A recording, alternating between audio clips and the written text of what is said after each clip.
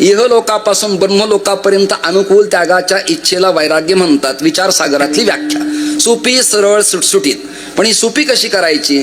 वैराग्य म्हणजे काही जवळ नसणे असा त्याचा अर्थ नसून सर्व जवळ असताना असलेल्याला त्यागणे याचं नाव वैराग्य.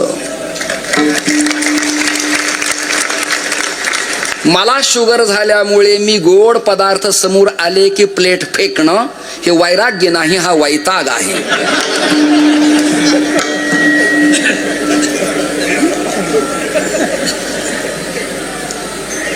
काहींच झालं नाही म्हणून वैराग्य आहे, काहींच होऊन मोडल्यामुळे वितरागी झाले. मला एका घरी मुक्कामाची वेळ आली आणि ती म्हातारी म्हणाली, महाराज प्रपंचात सगळं चांगलंय पण थोरल्या पोरासाठी एवढं तुम्ही जरा. मी म्हणलं माझंच मोडलंय. त्यांचं प्रमाण एकही वाया जाणार नाही. एरती माईक.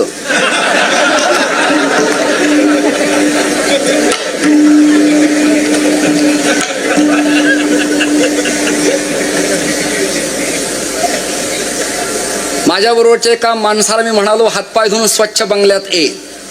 पापडीच्या पाड्याला यांच्याकडे कीर्तन. ग्रामीण भागातला मनुष्य माझ्या बरोबर, आपल्या बरोबर चांगली शिकलेली माणसं टिकत नाही आणि आपल्यापेक्षा अधिक ज्ञानी माणूस आपल्या बरोबर नसावा. हे राजकारणात आहे पण धर्मकारणात पण आहे. मग त्या ग्रामीण भागातल्या एका सदस्याला मी घेतलं बरोबर. त्याला म्हणालो, फेटा बांधायचा, फेटा घेऊन ये. तो गेला गाडीकडे आणि त्यांनी तो फेटा आणताना अचानक आलेल्या पावसातल्या ओलाव्यानं चिखलात त्याची पाय भरली. म्हणालो, अरे तुझ्यामुळे माझी जाईल, हातपाय धुवून स्वच्छ बंगल्यात ये. तो ऐकेल तो बरोबरचा कसा. फेटा घेऊन आला आणि त्या श्रीमंताच्या बंगल्यातल्या गालीच्याला त्यांनी पुसला. त्याला म्हणला, अरे अरे तुझ्यामुळे माझी जाती. तो म्हणला, नाही प्रमाण आहे, पुसावेस याची वाटे.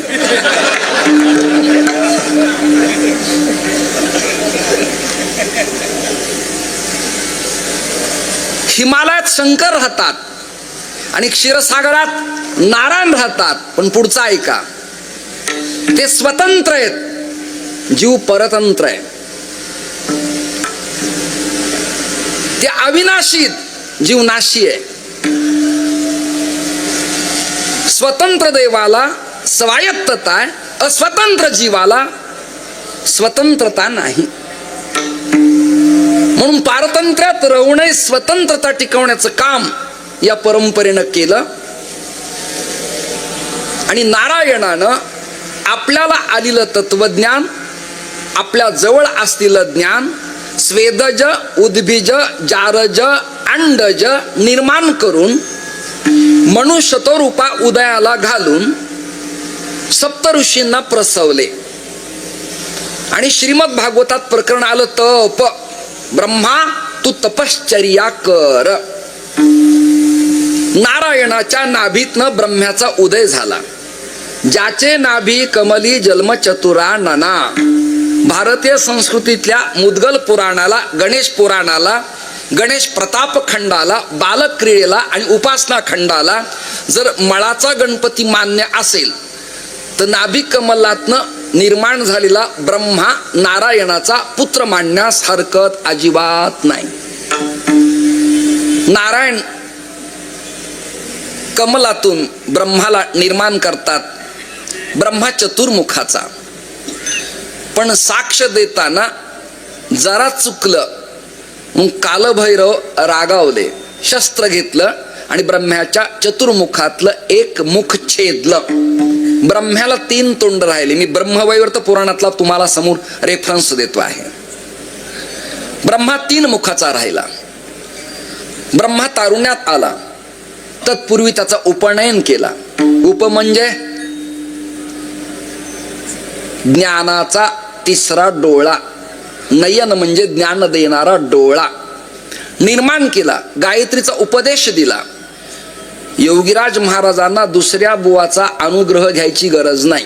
त्याचं कारण आहे, ज्यांनी जन्म दिला, देह घडवला ते वडील आत्मगुरु आहेत. मौंजित उपनयनात संस्कार तेच आपल्यात करतात. त्यामुळे अन्य गुरु करण्याची आवश्यकता नाही. तुम्ही तुमच्याच मुलाला अनुग्रह द्यायचाय. दुसऱ्या कोणत्याही विद्वान कीर्तनकाराचं कीर्तन ठेवायचंय, पण गुरुमंत्र त्याचा घ्यायचा नाही. हा शिष्टाचार आहे, हा नियम आहे, हा नियम आहे. ज्याच्याकडे गुरु परंपरेचा अभाव आहे आणि ज्याच्या वडिलाला लिक्विड टाकल्याशिवाय जमत नाही त्याचा गुरुमंत्र घेऊ नये. पण ज्याच्या घरी परंपरा नांदतीये, अंमळनेरकर परंपरेचा अनुग्रह, देगलूरकर परंपरेचा अनुग्रह, वास्कर परंपरेचा अनुग्रह, उखळीकर परंपरेचा अनुग्रह, शिरवाळकर आपापल्या परंपरेचा अनुग्रह बोधित करायचे. नारायणाला असं वाटलं की आपल्या मुलाला जवळ बोलवावं. सगळ्याच बापांना वाटतं आपलं पोरगं चांगलं असावं, निघत नाही तो भाग वेगळा, परंतु असावं वाटणं काही वाईट नाही. राम महाराज दारू पिणाऱ्या बापालाही वाटतं आपल्या पोरांनी घेऊ नये. ते पिणारही म्हणतंय पोराला घेऊ नये, चांगलं नाही घेऊन, चांगलं नाही माझी बरोबर.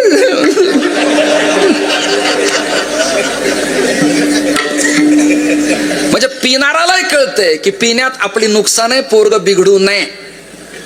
नारायणाला वाटलं आपलं पोरग चांगलं निघावं, कोणालाही वाटत. नारायणालाही ब्रह्म्याला जवळ बोलवलं, उपनयन केला, अधिकार दिला.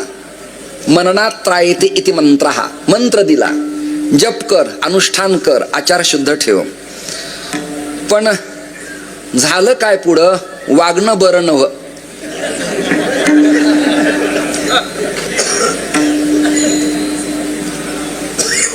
ब्रह्म्याचा विवाह झाला आणि ब्रह्म्याला कन्या निर्माण झाली. झालेली कन्या शास्त्राप्रमाणे सांगतो, प्रकरसेन मदाहा यस्याहा साहा इति प्रमदाहा. ती लावण्यवती, देखणी, लावण्याचीच खाण. इथे नाथरायांचं चिरंजीव पद, त्या काळात नाथ महाराज असते आणि ब्रह्मदेवाच्या हातात ही प्रिंट पडली असती तर ब्रह्मदेवाकडनं चूक झाली नसती. म्हणून आपण भाग्यवान आहेत की चिरंजीव पद आपल्याला वाचायला मिळतं. ते चिरंजीव पद तेव्हा ब्रह्म्याच्या हातात गेलं असतं तर आचार पाळताना पाय घसरला नसता. लोकांती एकांती संभाषण करताना नको नको स्त्रियांचा सांगात चिरंजीव पद, कारण अगाध पुरुषासी. हे बिघडलं, पोरीला निहाळलं, क्षमा मागतो. काम्यशास्त्रमिदं प्रोक्तम एवं वदति भारत. डोळ्यानं पाहणं सुद्धा मैथुनच आहे,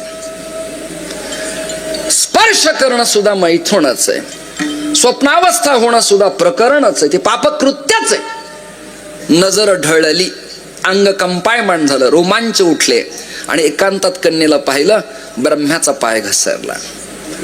जगाच्या पाठीवर पुष्कर तीर्थक्षेत्र सोडलं आणि क्रियाकर्मातली पूजा सोडली तर अन्यत्र ब्रह्म्याला ब्रह्मज्ञानम मंत्राखेरीज निमंत्रण नाही. निमंत्रण दिलं, तुझ्या माध्यमातनं कार्य झालंय, आता काम झालंय, स्वस्थाने तू आता तुझ्या जागी निवांत जा, हा संकल्प वैदिक करतायत.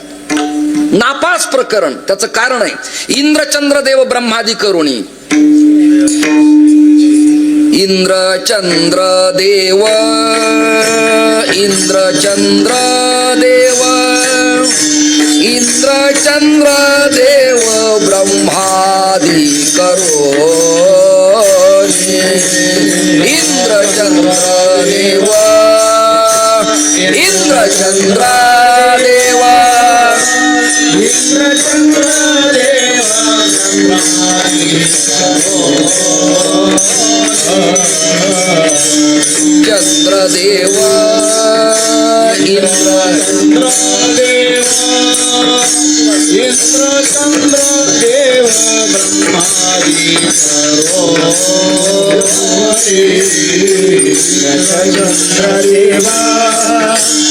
इंद्रचंद्र देव, इंद्रचंद्र देव, इंद्रचंद्र देव ब्रह्मादि.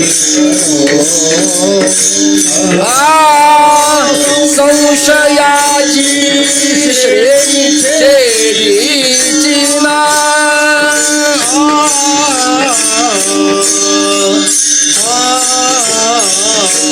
इंद्रचंद्र देवा, इंद्रचंद्र देव हला हला बोले एक साथ हला हला हला इंद्रचंद्र देव इंद्रचंद्र देव इंद्रचंद्र देव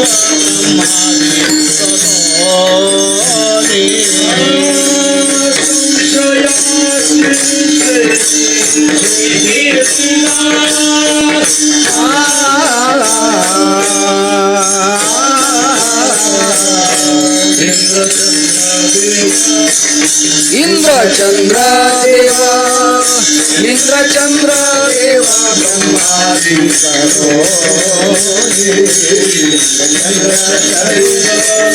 इंद्रचंद्र देवा इंद्रचंद्र देवा ब्रह्मादि करो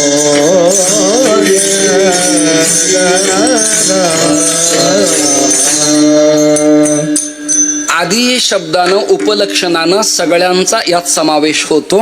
संशय निवृत्ती ब्रह्म्याची झाली नाही, संशयाहुनी घोर आणि अनिक पाप नाही थोर. वेळ झालाय, 9:02 झालेत. मी एवढा रंगून गेलो की मला असं निवांत 3 तास 4 तास कीर्तन करावंसं वाटतं.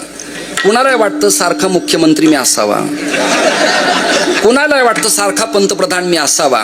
पण राजकारणात आणि धर्मकारणात माणसाला कळावं की आपला काळ संपत आलाय. दशरथाचा एक केस पांढरा झाला तर रडले होते, माझे सगळे झालेत. त्यामुळे मी थांबायला पाहिजे. 9:03 झालेत. कृपया कोणी उठू नका. जे उठलेत त्यांना उठू देत, पण जे आहेत ती शिस्त नाथ परंपरेची पाळा. नाथराय तुमचं कोटी कल्याण करतील.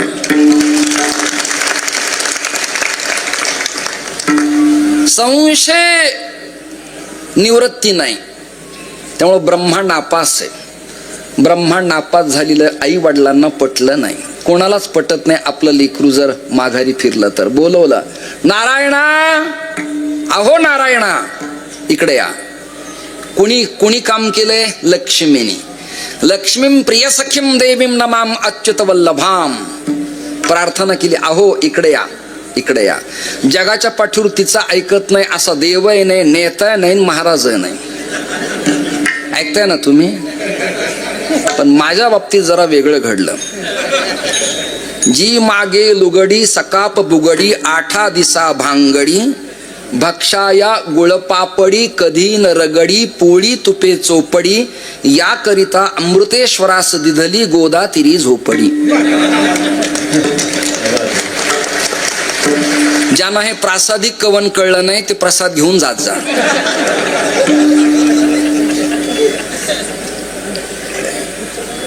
अहो इकडे या. नारायण हजर. लक्ष्मी बोल. तू सांगावण मी ऐकू नये असं घडलं नाही. काय करू? आपला मुलगा काय पाय घसरलाय, नीट वागत नाही, संस्थेचा क्रम आहे, फडाचा क्रम आहे, पारंपरिक लोक सांभाळायचे आहेत, कसंही राहून चालायचं नाही, कपडे कोणते चालायचे नाही, तोंडात काही चालायचं नाही, नीट चालावं लागेल असं. बर काय झालं? लेकरू कन्या झाली त्याला. बर पुढे सांगण्यासारखं नाही, मीडिया समोर आहे. बर क्लिपा व्हायरल होतील, बर एडिट करतील लोक, निंदा होईल, लोक पूजा करायचे नाहीत, नावं ठेवतील, बुवा कीर्तनात ताशेरे उडतील. संतांचं हे पुरोगामित्व आहे, संतांचा हा अजेंडा आहे, संतांचे परिपत्रक आहे. जे चुकले त्यांना क्षमा केली नाही, जे करेक्ट आहेत त्यांचं गुणवर्णन केलं, पण चुकले त्यांना क्षमा केली नाही, ताशेरे ओढले. नापास नापास. बर मग काय करू? त्याला बोधित करा. म्हणजे काय? अनुग्रह द्या. रामकृष्ण हरी अँटीबायोटिक आहे, पण त्याच्याबरोबर एकोस्प्रिन घ्यावी लागेल, त्याच्याबरोबर सिनॅरस घ्यावी लागेल, वात राहण्याची गोळी घ्यावी लागेल, शिरशूलाची गोळी घ्यावी लागेल. केवळ पॅरासिटामॉल घेऊन चालत नाही, जो आजार निदान झालाय त्याची गोळी घ्यावी लागेल. याला बोध तुम्ही दिलाय पण बदल नाही, अनुग्रहित करा. म्हणून क्षीरसागराच्या तीरावर तिकडे नाथ परंपरेत शक्तीचे कर्ण कुहरी, तिकडे आदिनाथ गुरु शक्तीच्या कानात मंत्र देताना तो मत्स्येंद्रानं श्रवण केला. इकडे लक्ष्मी आणि नारायणाचा संवाद चालू आहे. तेवढ्यात ब्रह्मा दिसले. चिरंजीवा इकडे या. ब्रह्मदेवाला बोलवलं. स्नान करा, केलं. सचेल झालात, झालं. इकडे या, बसा. आसन टाकलं. उत्तरेकडे तोंड करा, केलं. कान इकडे द्या, केला. आणि नारायणानं आपल्या मुखारविंदानं ब्रह्म्याच्या कानात मंत्र दिला, बोधित केला. या शब्दाचा अर्थ असा आहे, या शब्दाचा अर्थ असा आहे, त्याला वृत्तीवरती आणला. वृत्तीवरती आणला, त्याला समज दिली. समज दिल्यावर ब्रह्मा नीट वागायला लागला. ब्रह्म्याला अनेक पुत्र झाले, त्यापैकी अत्री क्रमांक 1. त्या अत्रींना जवळ घेतलं. अत्री वडलोपार्जित परंपरा आहे आणि परंपरा सांभाळण्यासाठी तुला सरसावं लागेल, पुढं व्हावं लागेल. एक दिवस तर महाराजांना मी फोन केला, अजून नोकरी किती दिवस. त्यांच्या मंडळी आईसाहेब असतील तर तिथून रागवतील मला. ते म्हणते हा काय मुळावर आला, पुण्यासारखं शहर सोडून इथे फुंपाट्यात काय करायचंय, असं वाटेल त्यांना. ठराविक काळ नोकरी. नाथांची तुम्हाला एवढी मोठी नोकरी आहे की क्लास 1 लोकांनी तुमच्या आसनं टाकावेत, एवढे श्रीमंत तुम्ही आहात. रजकणाचा स्वाद भाल प्रदेशाला लावावा, एवढं मोठं तुमचं घराणं आहे. भाग्यवान आहेत तुम्ही. महापुरुषांच्या परंपरेत येणं याला क्रियामान प्रारब्ध आणि संचित असावं लागतं, त्याविना हे घडत नाही. सत्कर्म परिपाकांते, सत्कर्माचा परिपाक झाल्या विना संत महापुरुषांच्या मांदियाळीत वंशात अनुवंशज होता येत नाही. मानसशास्त्र सांगतं, ज्या वंशात सत्पुरुष जन्माला येतो त्या वंशातल्या व्यक्तीच्या चेहऱ्यावरती ती प्रतिभा नयनात प्रविष्ट असते आणि वाणीतून जाज्वल्य विचार समाजाच्या अंतःकरणाला परिवर्तन करत असतात. लोक बदलत असतात. नाथराय वैदिक तर होतेच, पण परिवर्तनवादी होते, पुरोगामी होते, बदल करणारे होते, जवळ घेणारे होते. सर्व धर्म कुळ गोत्र वर्ण प्रांत भाषा लिंग प्रतिबंध तोडून सर्वांच्याकडे जाणारे होते, सर्वांना जवळ घेणारे होते, आलिंगन देणारे होते.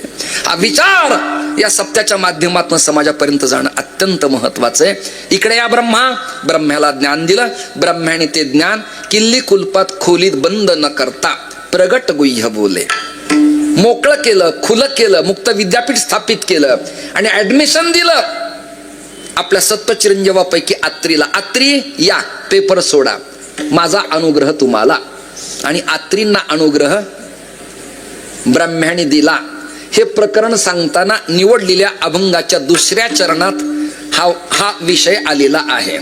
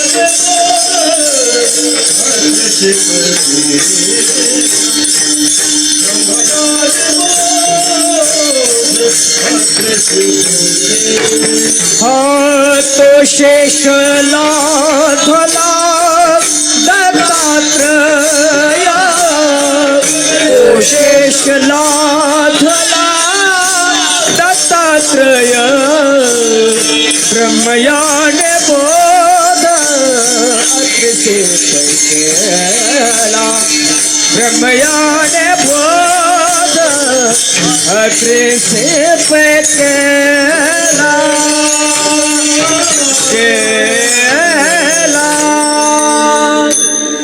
पारंपरिक तत्वज्ञान देण्यासाठी घराणे सफल साफल्याचे असावे लागतात आणि भूमिका त्यांची स्पष्ट असावी लागते.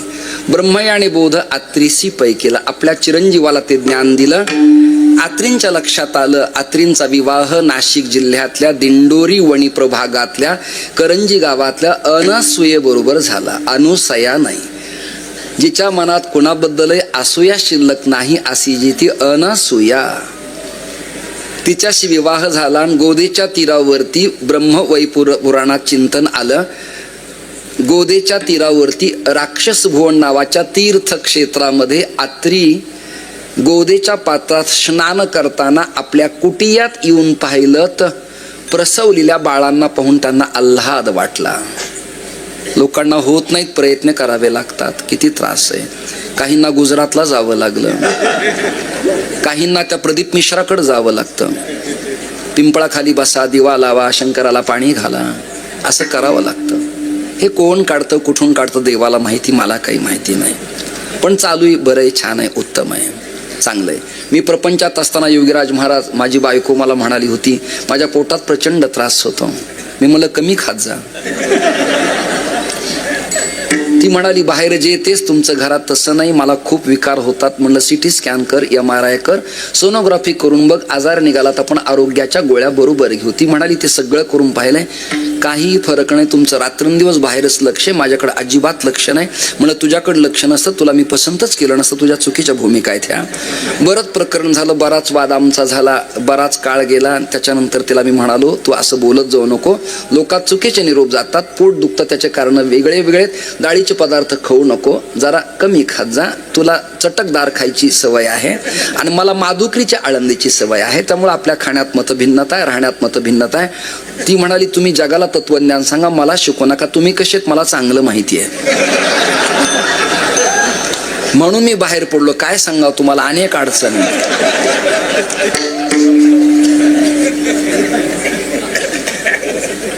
ती म्हणाली कोणीतरी काका म्हणाले की तुम्हाला आसरांचा त्रास सुरू झाला.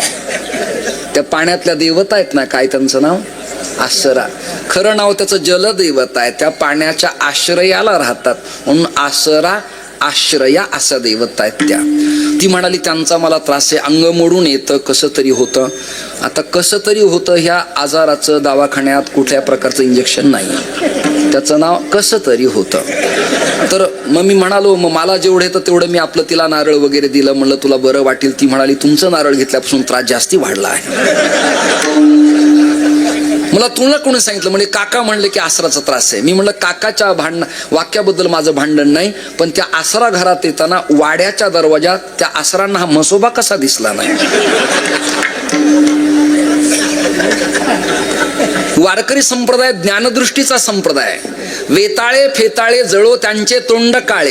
बाष्कळ देवतेला आपल्या संप्रदायाने फार प्राधान्य दिलं नाही. एक धरीला चित्ती आम्ही रखुमाईचा पती, आणि त्यातही इथला पांडुरंग वेगळाच, विजय पांडुरंग. माझ्या उपासनेतही तोच आहे परंपरेचा, विजय पांडुरंग. पराजित कधीच नाही, विजय. आणि जिकडे तो तिकडे विजय. गीता सांगते यत्र योगेश्वर, जिकडे तो तिकडे विजय. योगेश्वरच कृष्ण आहेत, कृष्णच योगेश्वर आहेत, आणि योगीराजच कृष्ण आहेत. काय करू, माझ्या नित्य कीर्तनातली लोकांना मराठी कळायला वेळ लागतं. माझ्याकडे एक ड्रायव्हर होता, त्याला मी म्हणालो आपण धवल शुभ्र गाडी घेऊ. आम्ही घाटकोपरला गेलो सेकंड हँड गाडी घेण्यासाठी. तेव्हा मला सेकंड हँड 70-75 प्रीमियर पद्मिनी मिळायची. श्रीमंतांनी वापरलेल्या गाड्या बुवांना बऱ्या असतात. पुरुषोत्तम दादा कळावे आपलाच. आणि मग ती जुनी गाडी मी पैसे देऊन घेतली रामभाऊ महाराज 75,000ला. नवी गाडी घ्यायला हिंमत नाही, 500 600 300 पर डे होता आमचं तेव्हा. आता ती जी मंदी वाढली आहे 35 41 51 61. पण इथे परंपरेचा बुक्का आहे. याची येणाऱ्याला अक्कल असली पाहिजे.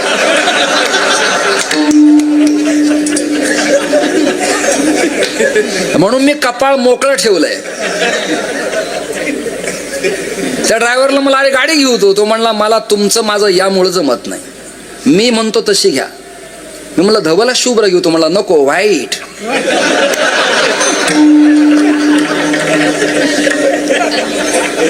ही भानगड आहे बघा. एक महाराष्ट्रातले मंडलेश्वर आहेत, हरिद्वारला त्यांनी भंडारा दिला. तर बरोबरच्या ब्राह्मणाने विचारलं आचार्यांना दक्षिणा दिली का? इकडचे महामंडलेश्वर म्हणले दिली. नंतर तपासलं कोणाला दिली, स्वयंपाक करणारा दिली होती. तरी ते मंडलेश्वर हे परम भाग्य आहे.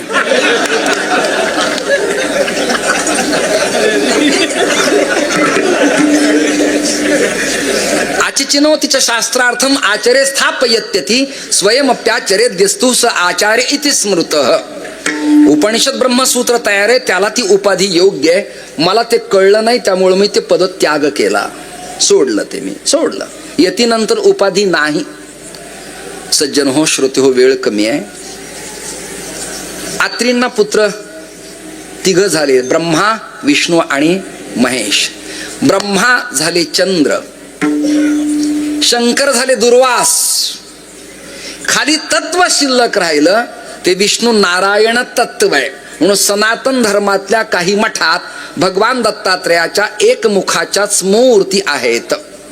त्याला पंथीय प्रतिबंध न करता तो सनातन देव सगळ्यांचा, ही व्यापक वृत्ती आपली असावी. हा मोठा संदेश आहे बरं का. एकमुखी दत्त केवळ अमुकांचाच असं न मानता तो सनातन वैदिका सर्वांचा आहे, ही भूमिका तुमची आमची असावी. दत्तात्रयांना ज्ञान दिलं, अनुसयेला आणि आत्री पित्याला प्रणाम केला आणि गोदेच्या पुण्यसलीला शालिवान नगरीत दत्तात्रय आल्याचा पुरावा आहे. ब्रह्मपुराण, गौतमी खंड, गौतमी खंडाचा उत्तरार्ध, पैठणच्या गोदेच्या प्रवाहाच्या वाहण्याचं वर्णन, अश्वत्थ पिंपळाचं वर्णन, विज्ञानेश्वराचं वर्णन, राक्षस भुवन या तीर्थक्षेत्राचं वर्णन, आपे गावातलं वर्णन, या सगळ्या वर्णन क्रमप्राप्त ब्रह्मगिरी पासून ते राजमाहिंद्री पर्यंत त्यात उपलब्ध आहेत. गोदावरी जिल्ह्यातल्या गोदेच्या प्रवाहापर्यंत असं पैठण तीर्थक्षेत्र. आणि या पैठण तीर्थक्षेत्रात हा ज्ञानचर्चेचा भाग संपन्न झाला. आत्री नंदन तृप्त झाले आणि आत्री या प्रभागातून गुप्त सूक्ष्म रूपानं देवगिरी किल्ल्याच्या सूर्यप्रभंजन तीर्थाजवळ प्रकट झाले. कुठे झाले? सूर्यप्रभंजन तीर्थ, त्याला शूलिभंजन म्हणतात. तिथे दोन कुंड आहेत, एक चंद्रकुंड आहे आणि एक सूर्यकुंड आहे. त्या कुंडाजवळ मलंग वेशात भगवान दत्तात्रय तिथे उपस्थित होते. एक क्षमा मागून बोलतो, साधूला ठराविक वेश असू शकत नाही, साधूला अमुक आडनाव असू शकत नाही, क्षमत्व. साधूला एक ठराविक वर्ण असू शकत नाही, साधूला ठराविक एक जाती असू शकत नाही. या सगळ्या प्रतिबंधाला ओलांडून व्यापक ज्याचं वर्तन आहे त्याला साधू सत्पुरुष म्हणण्याची प्रथा आणि पद्धती आहे. मग तरी वर्णधर्म का पाळावा? वर्णाश्रम करीशी चोख, तरी तू पावसी उत्तम लोक, या नाथोक्तीप्रमाणे आपला आचार धर्म असावा म्हणून दत्तात्रय उपस्थित आहेत. आणि तिथे देशपांडे कुलोत्पन्न जनार्दन उपस्थित झाले. आल्या आल्या आलिंगन दिलं. शांती ब्रह्म एकनाथ महाराजांच्या या गुरुदर्शनाचं महत्व विवेक चूडामणीतल्या एका श्लोकाने सांगतो. तुम्ही चांगलं निवेदन करतायत. अपार संसार समुद्र मध्ये निमज्जतो मे शरणं किमस्ति गुरो कृपालो कृपया वदयितत् विश्वेषु पादांबुजदीर्घ नौका. आईला तीरावून पहिलं तीरावर जाण्यासाठी सद्गुरूच्या नावेचा आश्रय शिष्याने केला की त्याच्या या जीवनाचा मार्ग प्रशस्त होतो आणि आत्मकल्याणाचं मुक्कामाचं गाव त्याला प्राप्त होतं. म्हणून दत्तात्रयांच्या चरणावरती जनार्दनानं शिरसाष्टांग प्रणाम केला. आपण आहे या स्थितीत नमस्कार करा. नमस्कार केला आणि जनार्दन स्वामींच्या डोळ्यात पाण्याच्या धारा आल्या. गौतमीचं पाणी नाही, पुष्करचं पाणी नाही, ऐकता ना, अवंतीचं पाणी नाही, इंद्रायणीचं नाही, चंद्रभागेचं नाही, आपल्या आसवांच्या धारानं दत्तात्रयांच्या चरण कमलाचं पाद प्रक्षालन केलं आणि ते तीर्थ आपल्या सहस्त्रधाराला स्पर्श केलं. याला योगशास्त्रात म्हणायचं शक्तिपात. त्या तीर्थाचा इफेक्ट शक्तिपात झाला. आनंदाची उन्मी आली, कंठी प्रेम दाटे, नयनी नीर लोटे, अंग कंपायमान झालं. जनार्दन स्वामींचा कंठ गदगद झाला. जनार्दन स्वामी दत्तात्रयांचे अनुग्रहीत झाले. भानुकुळातल्या शांतीब्रह्म एकनाथ महाराजांना म्हणे मूळ नक्षत्रावरती जन्मलामुळे आता एकटं राहणं झालं. आजोबा आजीने सांगितलं, नाथा निवांत उठत जावं, गडबड करू नये, अभ्यास करावा, वेदमंत्र घोकावेत, धातुरूपावली घोकावी, शब्दरूपावली घोकावी, शब्दोत्पत्ती आपल्याला कळावी. गमगच्छ जाणे एवढं कळलं, पण गम तयार कसा झाला याचा गम असला पाहिजे. नाथा उठलं पाहिजे, जगलं पाहिजे, आरती केली पाहिजे, नैवेद्य केला पाहिजे, प्रक्षाळ पूजा झाली पाहिजे, भागीरथाचं पूजन झालं पाहिजे. हे सगळी प्रकरण झाल्यावर एकनाथ महाराज भल्या पहाटे उठत. 3 काळात माणसाला झोप येत नाही. वृद्धोपकालात रात्री झोप येत नाही, तारुण्यात येत नाही आणि बालवयात येत नाही. मानसशास्त्र सांगतं 3 अवस्थेत झोपीचा अभाव असतो. मग कोणत्या अवस्थेत झोप येते याबद्दल माझी स्वतंत्र मुलाखत घ्या, आता मला वेळ नाहीये.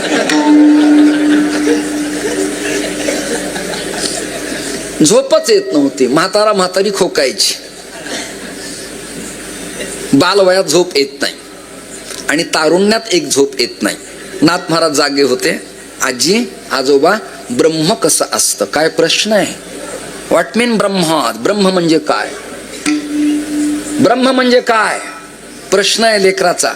माझ्या देखत एका मुलाने त्याच्या वडिलाला विचारलं, बाबा समोरून आलंय ते काय हो? वडील म्हणाले, बेटा ते नारायण पेठेतले होते.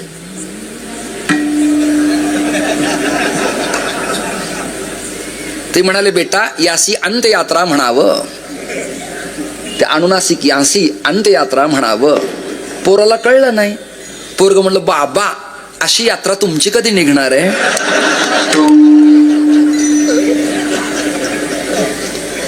शब्द नाही कळल्यावर गोंधळ होतो ना.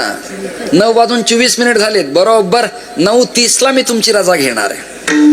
9:30 सगळं समारोप निवेदन वगैरे ते करतील. आपला वेळ संपत आलाय. नाही कळलं की गोंधळ होऊन जातो. एकदा त्या प्रमोद महाराजांनी मुरबाडला सप्ताह ठेवला. एकदा नाही, बरेच वर्ष. चैतन्य महाराज, मी, लह, बीतकर आम्ही सगळे जायचो. माझं कीर्तन झालं आणि ती कोकणातली स्त्री आंबाडा वगैरे फुलं माललेली, कुंकू कपाळाला लावलेलं, हिरव्या कंकणाचा चुडा, सडा संमार्जन, रांगोळी तुमच्याकडे फार मस्त, उत्तम एकदम. गरमत पण करमत.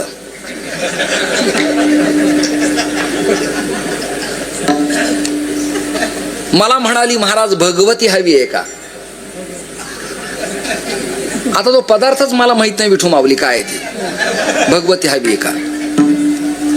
मला अशी पंचायत झाली, नाही म्हणावं तर चांगला समोरून जाईन, आणि होय म्हणावं आणि प्रॉब्लेम झाला तर काय करावं. आणि आमचे मित्र प्रमोद महाराज, महाराज उत्तम आहे, देखणं आहे, थोडा घेऊन पहा, आनंद येईल. हा घेतला मी ताटात, काही नव्हतं. पाट्या वरवंट्यावर वाटलेल्या लाल मिरच्यांचा गोळा, त्याचं नाव भगवती.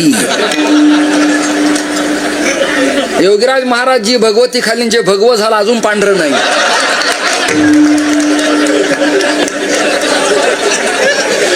वन्स मोर ना.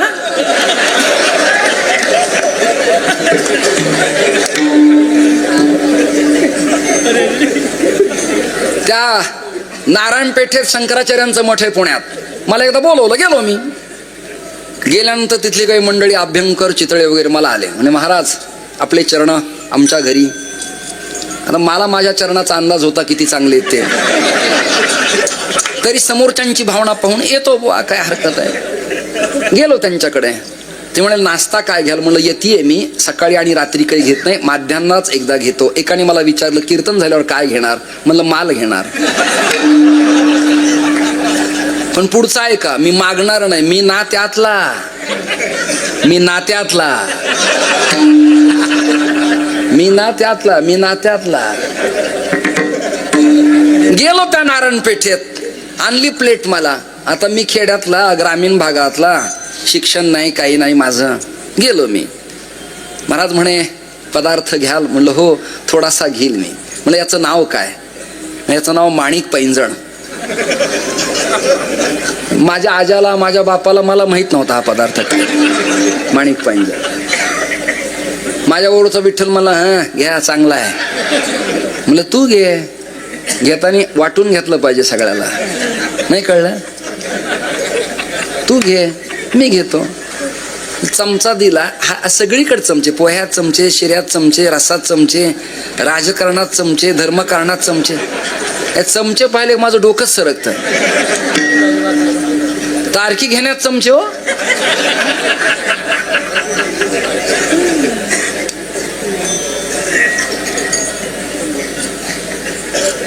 ते माणिक पैंजण काही नव्हतं महाराज, ते काही नाही. शिळ्या पोळ्यांच्या तुकड्याला फोडणी दिलेला पदार्थाचं नाव माणिक पैंजण.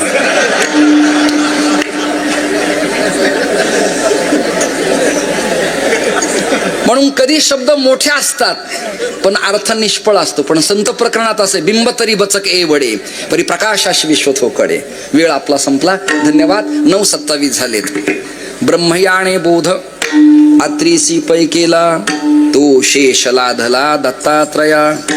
आता दत्तात्रय कृपा केली जनार्दनी, एका जनार्दनी परिपूर्ण. जनार्दनाने ते ज्ञान शांती ब्रह्म संत एकनाथ महाराजांना देवगिरी किल्ल्यावर पोहोचल्याबरोबर सहजासहजी जाता आलं नाही. खंदक, दर्या, किट्टांधकार, रातकिडे, आणि तिथं काय स्वागत झालं का?